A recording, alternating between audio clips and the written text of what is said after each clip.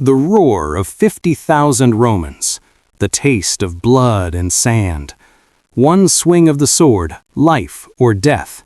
This is the story of Marcus, a man who had everything until Rome took it all away. But in the arena, he would become something far greater than a man. He would become a legend. Before we begin this journey through ancient Rome, let me ask you something. Have you ever lost everything in a single day? Keep watching, because by the end of this story, you'll learn that sometimes losing everything is just the beginning. Our story begins in the year 105 AD, in the northern territories of the Roman Empire. Marcus Valerius was not born a gladiator. No, he was born free. He was a soldier, a word that means a person who fights in an army. Marcus served in the Roman legion. That's a large unit of the Roman army, usually containing about 5,000 men.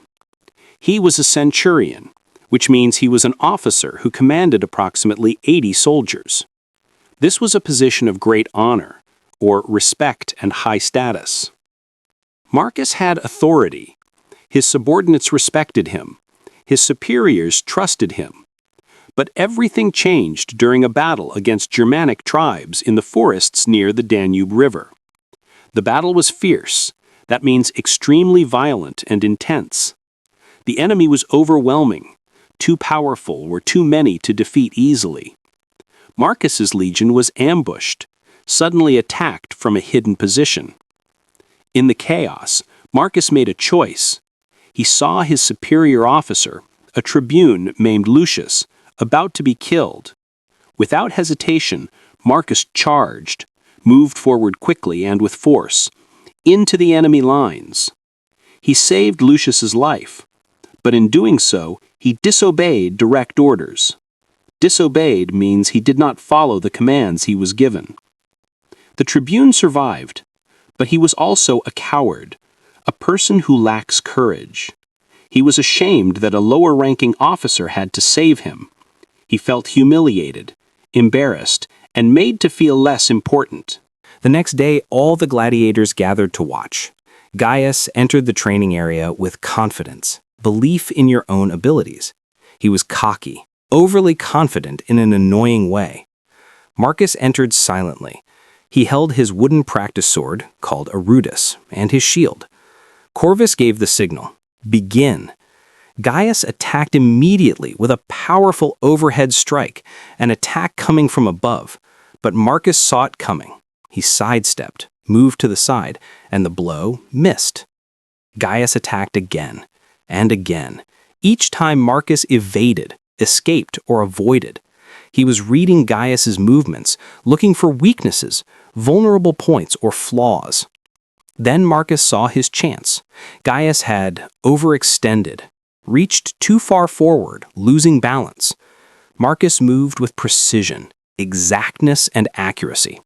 First, he struck Gaius's shield arm, making him drop his defense. Then, with a quick spin, Marcus swept Gaius's legs, making him fall. Finally, Marcus placed the tip of his wooden sword at Gaius's throat. The fight lasted less than 30 seconds. The courtyard was silent. Then, slowly, the other gladiators began to applaud, clap hands to show approval. Even Corvus nodded, moved his head down and up as a sign of approval. From that day forward, the other gladiators looked at Marcus differently. He was no longer just another slave. He was a warrior. But training is one thing. The arena. The arena is something else entirely. Before we continue with Marcus's first fight, I need you to understand something. Subscribe to this channel because what happens next, it will teach you vocabulary you've never heard before and show you the true meaning of courage. 4 months after arriving at the ludus, Marcus received the news. He would fight in the amphitheater in Capua, a large oval building where gladiatorial contests took place. The night before, Marcus couldn't sleep. He experienced what we call anxiety, a feeling of worry or fear about what might happen. He thought about his family, his wife, Julia, his son, Titus, who was only 8 years old. Did they know he was alive? Did they think he had abandoned them, left them without care? These thoughts filled him with anguish, severe mental or physical pain and suffering. At dawn, the gladiators were loaded into carts, vehicles pulled by horses, and taken to the amphitheater. When Marcus arrived, he could hear the roar of the crowd, a loud, deep sound made by many people shouting. There were already thousands of spectators in their seats. The gladiators were taken beneath the arena, below it, to waiting cells. Here, they would prepare themselves mentally and physically. Corvus came to see Marcus. "Listen carefully," he said. "Your opponent today is a man named Brutus. He has fought 3 times and won twice. He's aggressive, ready or likely to attack or confront, but he's also reckless, acting without thinking about danger." "How do I defeat him?" Marcus asked. "Defeat means to win a victory over someone in battle." "You wait. You let him attack. He will make a mistake. Then you strike." Corvus placed a hand on Marcus's shoulder. "Remember, the crowd wants a spectacle, a visually striking performance or display. They want to see courage, skill, and blood. Give them what they want and you might survive." Finally, the moment came. A gate was opened, a barrier that can be closed or opened. Marcus walked through a tunnel, an underground passage toward the light. As he emerged, came out into view, the sound was deafening, so loud it prevents you from hearing anything else. 50,000 Romans were cheering, shouting, screaming. The sound washed over him, came at him like a wave of water. Across the arena he saw his opponent, Brutus. Brutus was enormous, extremely large. He stood at least 6 feet tall and was muscular, having well-developed muscles. He carried the same equipment as Marcus. An official called an editor, the person who sponsored the games and made final decisions, raised his hand. The crowd fell silent. Then he dropped his hand. "Begin!" Brutus charged immediately, without delay. He came at Marcus like a bull, with pure force and aggression. Marcus raised his shield just in time. The impact was tremendous, extremely powerful. Marcus felt his arm go numb, unable to feel anything. Brutus attacked again. Slash, thrust, bash with his shield. Marcus retreated, moved backward to avoid attack. He was defensive, acting to defend rather than attack. The crowd began to boo, make sounds showing disapproval. But Marcus was doing exactly what Corvus had said. He was observing, watching carefully. He was analyzing, examining in detail. Brutus was strong, but he telegraphed his attacks, showed what he was going to do before doing it. And after each attack, there was a split second, a very brief moment, when he was vulnerable. Marcus waited. Brutus attacked with another overhead strike. This time, Marcus didn't just block. He angled his shield, tilted it to the side so the blow deflected, bounced off in a different direction. Brutus stumbled forward, off balance, and Marcus struck. His gladius flashed in the sun, moved very quickly, reflecting light. The blade cut across Brutus's unprotected arm. Blood sprayed. The crowd erupted, suddenly became very loud and excited. Brutus roared in pain and anger. He attacked wildly, without control or planning. But now he was desperate, feeling that you have no hope and will try anything. Marcus parried, deflected a weapon with your own weapon each strike. He was calm, focused. His military training had taken over. Then he saw his opening. Brutus swung his sword in a wide arc. Marcus ducked, bent down quickly, and surged forward, moved suddenly with great force. His shoulder slammed into Brutus's chest. The big man staggered, moved unsteadily as if about to fall. Marcus swept his legs, used his own leg to knock Brutus's legs away. Brutus crashed to the sand. Before he could rise, Marcus was there, sword at his throat. The crowd went insane, extremely excited. They were chanting, "Jugula! Jugula!" This means kill him in Latin. Marcus looked up at the editor's box, special seating area for important people. The sponsor of the games was there, a senator named Claudius. Claudius looked at the crowd. They were gesturing with their thumbs. Some pointed thumbs up, some pointed thumbs down. The crowd wanted blood. Claudius raised his hand. He extended his thumb downward. Death. Marcus looked down at Brutus. The man was bleeding, defeated. In his eyes, Marcus saw fear, pure, absolute fear.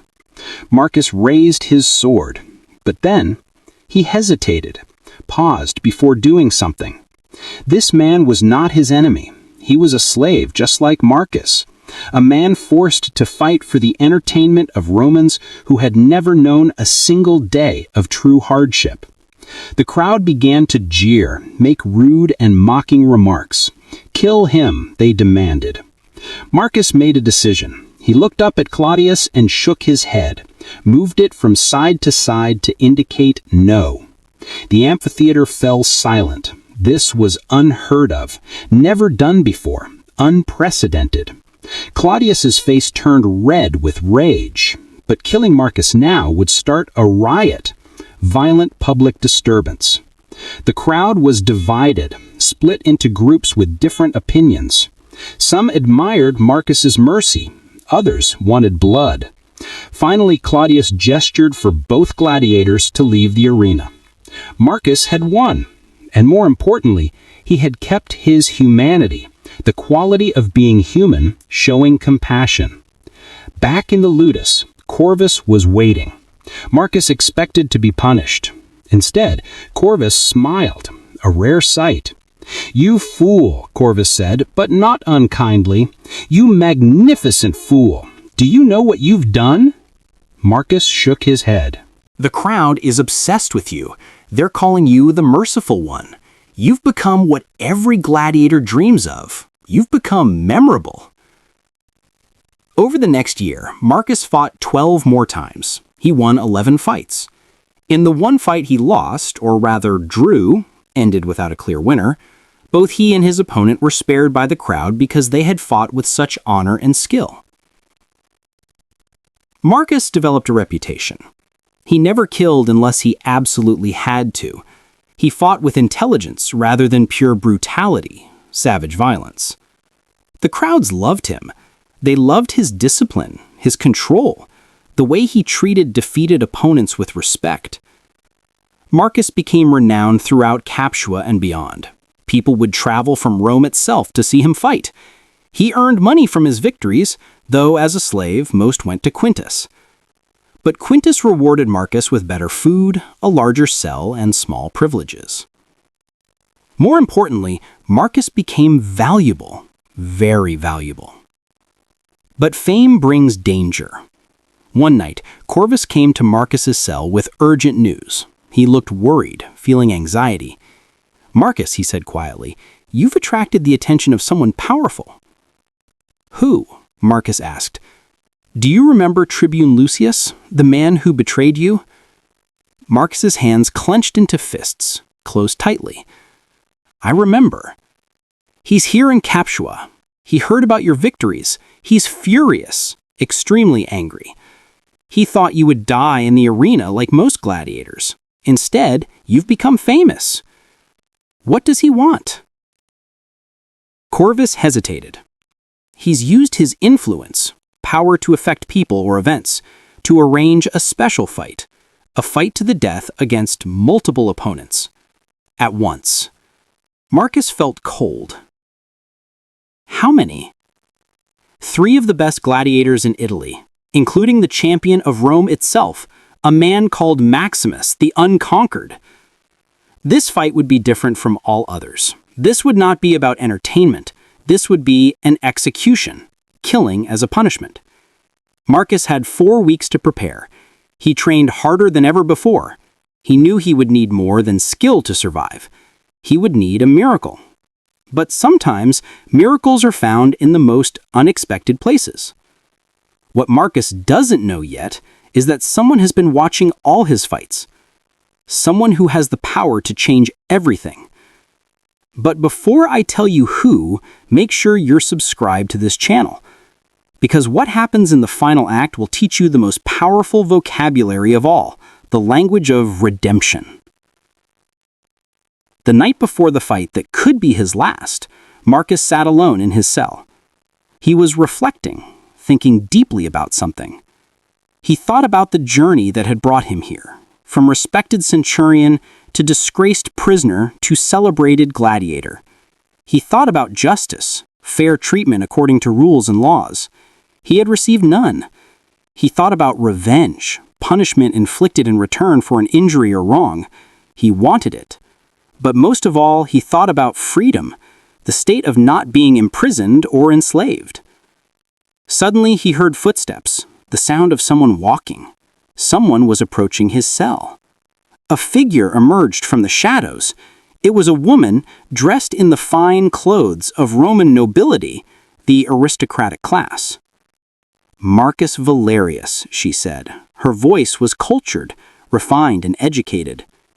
Marcus stood, rose to his feet. "Who are you?" "My name is Lucilla. I am the niece of Senator Claudius. I have watched all your fights." Marcus said nothing, waiting. "I know your story," Lucilla continued. "I know you were a centurion. I know you were wrongly accused, and I know that Tribune Lucius has arranged for you to die tomorrow." "Why are you here?" Marcus asked directly. "Because I believe in justice, and because—" She paused. "I have influence with my uncle. If you survive tomorrow, if you win against 3 opponents, I will petition, make a formal request to someone in authority, for your freedom." Marcus's heart raced, beat very quickly. Why would you do this? Because Rome needs men of honor, not corruption, dishonest or illegal behavior by people in positions of power. The tribune who framed you, falsely accused you, is everything wrong with our empire. You are what Rome should be. She stepped closer. Win tomorrow, Marcus. Survive. And I promise you, give my word, you will see your family again. Then she was gone, like a ghost, spirit of a dead person or someone who appears and disappears mysteriously. Dawn came too quickly. This fight would take place in a larger arena, one that could hold 70,000 spectators, the Colosseum of Capua. As Marcus prepared, Corvus helped him with his armor. "I've been a gladiator, a trainer, and now a witness to something extraordinary, very unusual or remarkable," Corvus said. "Whatever happens today, know this. You have already won. You've kept your soul in a place designed to destroy it." Marcus embraced him, hugged him. "Thank you, old friend." The walk to the arena felt like walking to his execution, but Marcus was not afraid, feeling fear. He was ready. As Marcus entered the arena, he saw his 3 opponents already waiting. Maximus the Unconquered, a veteran gladiator with 23 victories. He fought as a secutor, heavily armored. Cassius the Quick, a retiarius with net and trident. He was agile, able to move quickly and easily. Darius the Thrax from Thrace, fighting with curved sword and small shield. He was cunning, skilled at achieving goals through clever or indirect methods. 3 against 1. The crowd was massive and electric, excited with nervous energy. They sensed they were about to witness something historic. Tribune Lucius sat in the place of honor, smirking, smiling in an annoying way that shows satisfaction at someone else's misfortune. The signal was given. The 3 gladiators spread out, moved apart to surround Marcus. This was their strategy, planned for achieving victory. Cassius attacked first, spinning his net above his head. He hurled, threw with great force, it at Marcus. Marcus dove, threw himself downward, to the side.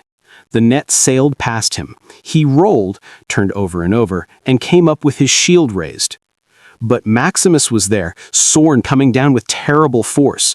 Marcus blocked, but the impact drove him to one knee. Darius circled around, moved around the outside, looking for an opening. Marcus was being overwhelmed. He was outnumbered, fewer in number than the opposition.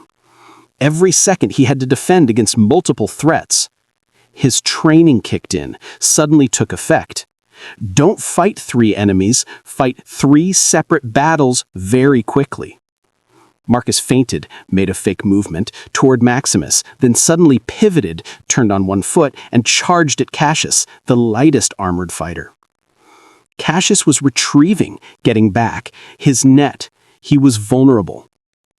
Marcus's shield smashed into Cassius's face. There was a sickening crunch, an unpleasant sound. Cassius collapsed, fell down suddenly. The crowd gasped, inhaled sharply in surprise. But Marcus had no time to celebrate. Darius was on him, curved blades slashing at his legs. He jumped back, but not fast enough. The blade sliced through his calf, the back part of the lower leg. Pain exploded through his leg. Blood flowed. Marcus was now wounded, injured, and Maximus was coming at him relentlessly, without stopping or slowing down. Marcus limped, walked with difficulty because of injury, backward. His leg throbbed, hurt with a strong, regular beat. The sand was turning red with his blood. The crowd thought it was over. Even Lucilla, sitting with her uncle, looked horrified, filled with horror. But Marcus remembered something Corvus had told him long ago. Pain is just information. Don't let it control you. Maximus came at him with a devastating combination of attacks: thrust, slash, shield bash. Marcus defended each one, but he was tiring, becoming exhausted. His breathing was labored, requiring effort, difficult. Then Darius attacked from behind. It was a coordinated attack, organized and working together. Marcus would have to choose, defend against Maximus or defend against Darius. In that split second, Marcus made a calculated decision, carefully thought out in advance. He spun to face Darius, leaving his back exposed to Maximus. The crowd screamed. Maximus raised his sword for the killing blow, attack meant to cause death. But Marcus had seen something. The sun was at a particular angle, and the sand. As Maximus struck, Marcus dropped his shield and kicked sand up into Maximus's eyes. The big gladiator staggered, blinded temporarily. In the same motion, Marcus grabbed Darius's extended sword arm, twisted, turned forcefully, and disarmed him, took away his weapon. Now, Marcus had 2 weapons, his gladius and Darius's curved blade. He drove the curved blade through Darius's foot, pinning him to the ground, holding place with something through it. Darius screamed and fell. 2 down, 1 to go. Maximus had cleared his eyes. He and Marcus faced each other, both exhausted, both bleeding. The crowd was silent. This was the climax, most intense or important point. "You fight well," Maximus said, his voice hoarse, rough and harsh-sounding. "But I am undefeated." "Everyone loses eventually," Marcus replied. They clashed, came together with violent impact, sword against sword, shield against shield. This was not elegant. This was pure survival. Each man was giving everything, using all their strength and ability. Marcus's injured leg buckled, bent, and gave way. He fell to one knee. Maximus saw his chance. He raised his sword for the final strike. But Marcus had been waiting for this moment. As the sword came down, Marcus thrust upward with both hands on his gladius. The blade pierced Maximus's vulnerable spot, the gap between his armor plates.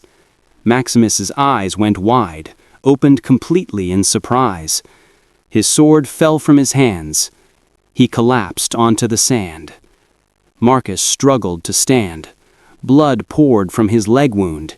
He could barely remain on his feet. But he was the last man standing.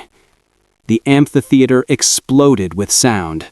70,000 Romans were on their feet, roaring his name. Marcus! Marcus! Marcus! Senator Claudius stood. The crowd fell silent. He looked at Marcus. Then he looked at Tribune Lucius, whose face was pale, having lost color, looking sick. Claudius raised his hand, and then he extended his thumb upward. Mercy, victory, freedom. Marcus fell to his knees, overcome, affected so strongly that you cannot control your emotions. Tears streamed down his face, flowed in a continuous current. Lucilla rushed into the arena. She was followed by officials carrying a wooden sword, the ludus, symbol of freedom. "By the authority given to me," Senator Claudius announced, "I declare Marcus Valerius liberated, set free from slavery. He is a freedman of Rome." The crowd went wild, extremely excited and uncontrolled. Marcus took the ludus with trembling, shaking hands. After 18 months of captivity, he was free. But there was more. Lucilla had used her influence well. She had investigated Tribune Lucius. She had discovered evidence, proof, of his corruption and cowardice. Within a week, Lucius was arrested, taken by police for doing something illegal. He was tried, examined in a court of law, and found guilty, responsible for doing wrong. He was stripped of his rank, had it removed or taken away, and exiled, forced to live in a foreign country. Marcus's name was cleared, proven innocent. His honor was restored, given back. The moment that mattered most came 2 weeks later. Marcus stood outside his old home in the Northern Territories. His hands were shaking as he knocked. Hit a door with your hand to signal you want to enter. The door opened. It was Julia, his wife. She looked older, more weary, tired. But when she saw Marcus, her eyes went wide. "Marcus," she whispered, spoke very quietly. "Is it really you?" He couldn't speak. He just nodded. She collapsed. If you enjoyed this story, please like this video and subscribe for more English learning through real history. What story would you like to hear next? Leave a comment below. Remember, every story teaches us something. Every word you learn brings you closer to fluency. Keep learning, keep growing, and never give up.